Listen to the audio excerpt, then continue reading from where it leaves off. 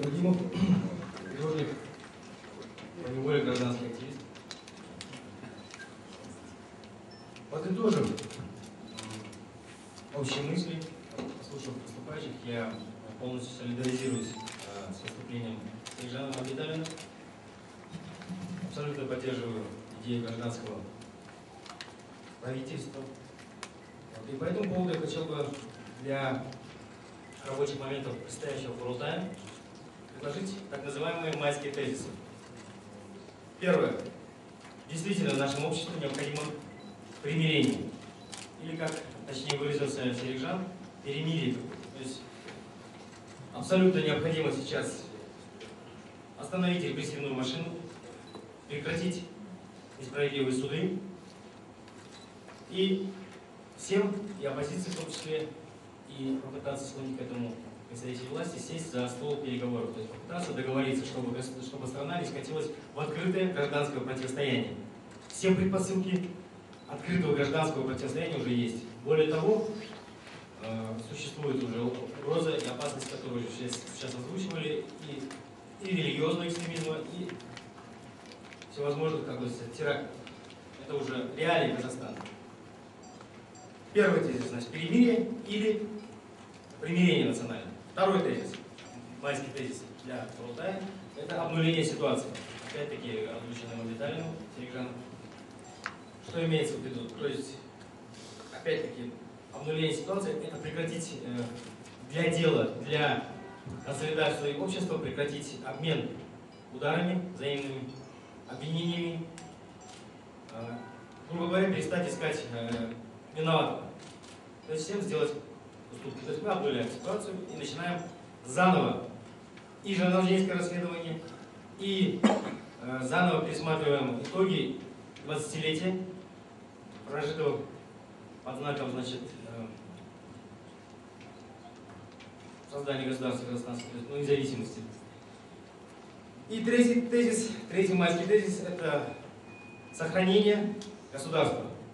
Опять-таки эта мысль прозвучала сегодня, потому что, безусловно, существуют непосредственные внешние вызовы самой казахской государственности. И это сейчас тоже суровая реальность, черная реальность, потому что тоже здесь хорошо предыдущий выступающий сказал, что власть абсолютно не считается ни с мнением народа, ни с мнением гражданского общества. Абсолютно вероломно, не инициируя как бы всенародное обсуждение, государство принимает односторонние решения о Евразийском союзе, о передаче каких-то ресурсов. Все. То есть, более того, не секрет, что существуют внешние вызовы, это и религиозный экстремизм, и национальные проблемы, и геополитические противоречия между странами доминирующими. И эти угрозы могут разорвать молодое казахское государство на части. Это тоже секрет. Итак, я повторяю свои майские тезисы. Это, первое – это примирение, то есть национальное перемирие. Второе – это обнуление ситуации. И третье – сохранение государства. И, завершая свой небольшой спич, я предлагаю активнее задействовать оргкомитет культурный ресурс. То есть до сих пор я не слышу мнение, что необходимо привлекать, необходимо для пропагандистского хотя бы эффекта привлекать деятелей культуры. То есть оказать им какое-то доверие, потому что в этом трагическом противостоянии, которое началось 16 декабря, я практически кроме Атабаева и вашего скромного, как говорится, художника казахского, я не вижу внятной, членораздельной позиции деятелей культуры. И если у нас есть